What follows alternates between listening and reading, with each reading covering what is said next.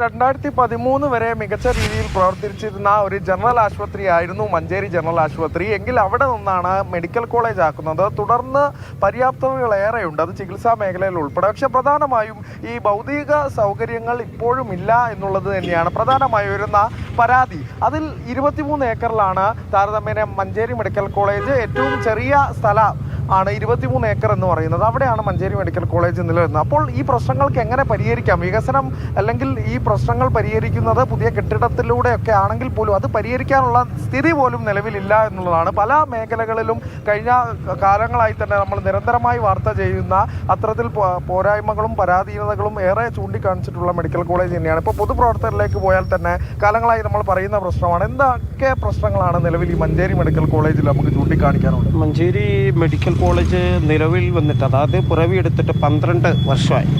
ഈ 12 വർഷത്തിനിടയ്ക്ക് മഞ്ചേരി മെഡിക്കൽ കോളേജിൽ ഒരുപാട് പോരായ്മകൾ തന്നെയുണ്ട്.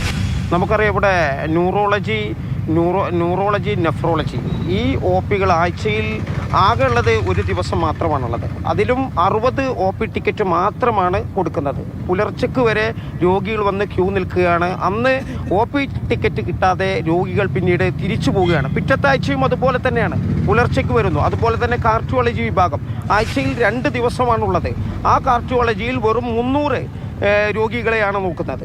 അതുപോലെ തന്നെ മഞ്ചേരി മെഡിക്കൽ കോളേജിനകത്തുള്ള നമുക്ക് ഈ കാഷ്വാലിറ്റിയിൽ പെട്ടെന്നൊരു കാര്യം വരികയാണെങ്കിൽ ഒരു എമർജൻസി, അതായത് ഒരു സീനിയർ ഡോക്ടർമാരില്ലാത്തൊരു സ്ഥിതിഗതി. അതുപോലെ തന്നെ ഈ നമ്മുടെ മെഡിക്കൽ കോളേജിൻ്റെ ഒ പിയിൽ നിന്ന് രോഗികളെ സ്കാനിങ്ങിനോ എക്സ്റേക്കോ കൊണ്ടുപോകണമെങ്കിൽ ഹോസ്പിറ്റലിൻ്റെ പുറത്തിലൂടെ കൊണ്ടുപോകണം. അത് ഇതിനകത്തുകൂടെ കൊണ്ടുപോകാൻ ഒരു സംവിധാനവുമില്ല. അത് മഴയാണെങ്കിൽ കൊട ചൂടി പോകേണ്ട ഒരു അവസ്ഥ. അതുപോലെ തന്നെ ഇവിടെ എമർജൻസി കെട്ടിടത്തിലൊക്കെ അപര്യാപ്തതകൾ നിലനിൽക്കുകയാണല്ലേ? ഇത്തരത്തിൽ വീൽ ചെയറിലൊക്കെ ആളുകളെ സ്കാനിങ്ങിനായി കൊണ്ടുപോകുന്ന സാഹചര്യമുണ്ട് ഇപ്പോഴും. അതെ, ഇപ്പോഴും. കാരണം വർഷങ്ങളായി ജനറൽ ആശുപത്രി തുടങ്ങിയ അന്ന് മുതൽ ഇത് മെഡിക്കൽ കോളേജിന് മുമ്പ് തന്നെ സ്കാനിങ് എടുക്കണമെന്നുണ്ടെങ്കിൽ അത് മലപ്പുറം റോഡിൻ്റെ ഭാഗത്തുള്ള ആ കെട്ടിടത്തിലേക്ക് സ്കാനിങ്ങിന് തള്ളിപ്പോകേണ്ട ഒരു സ്ഥിതിഗതിയാണ്. അത് വീൽ ചെയറിലോ സ്ട്രെച്ചറിലോ ഒക്കെ സ്കാനിങ്ങിൽ കൊണ്ടുപോകണം. അതുപോലെ തന്നെ കട്ട പതിച്ചതാണ്. കാരണം അവിടെ വളരെയധികം ബുദ്ധിമുട്ടാണ്. മഴ പെയ്ത് കഴിഞ്ഞാൽ കൊട ചൂടിപ്പോകേണ്ട ഒരു സ്ഥിതിഗതിയാണ്. കാരണം ഇതിനൊന്നും വേണ്ട നടപടികളില്ല. അതുപോലെ തന്നെ കാർഡിയോളജി വിഭാഗത്തിൽ നമ്മളെ ഹൃദയം തുറന്നുള്ള ഒരു പരിശോധനയുണ്ട്. ആ പരിശോധനയിൽ തസ്തികയിൽ ഒരു ഡോക്ടറുണ്ട്.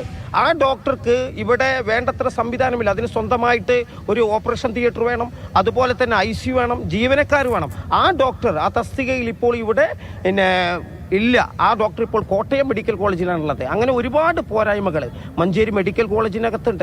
കാരണം എമർജൻസി ഓപ്പറേഷൻ തിയേറ്റർ നമ്മളറിയാം, ഒരു 24 മണിക്കൂറും ഓപ്പറേഷൻ നടക്കേണ്ട ഒരു സംവിധാനം മഞ്ചേരി മെഡിക്കൽ കോളേജിനകത്തില്ല. കാരണം എന്തെങ്കിലും കയ്യിനൊരു വിരലോ എന്തെങ്കിലും ഒരു പൊട്ടുമായി വരികയാണെങ്കിൽ നമ്മൾ ഒന്നില്ലെങ്കിൽ കോഴിക്കോട് മെഡിക്കൽ കോളേജിലേക്ക് അല്ലെങ്കിൽ സ്വകാര്യ ആശുപത്രികളിലേക്ക്. അത് പ്രധാനപ്പെട്ട ഒരു കാര്യം തന്നെയാണ്. പരിമിതികൾ ഏറെയുണ്ട് മഞ്ചേരി മെഡിക്കൽ കോളേജിന്. അപ്പോൾ ഭൗതിക സാഹചര്യങ്ങൾ ഉൾപ്പെടെ ഒരുപാട് കാര്യങ്ങളുണ്ട്. 100% എല്ലായിടത്തും പെർഫെക്റ്റ് എന്ന് പറയാൻ കഴിഞ്ഞില്ലെങ്കിലും അടിയന്തരമായി വേണ്ടുന്ന സാഹചര്യങ്ങൾ, അതിന് പരിമിതി ഉണ്ടെങ്കിൽ, ന്യൂനതകൾ ഉണ്ടെങ്കിൽ അത് പരിഹരിക്കപ്പെടേണ്ടതാണ്. അതാണ് ഞങ്ങൾ ചൂണ്ടിക്കാണിക്കുന്നത്.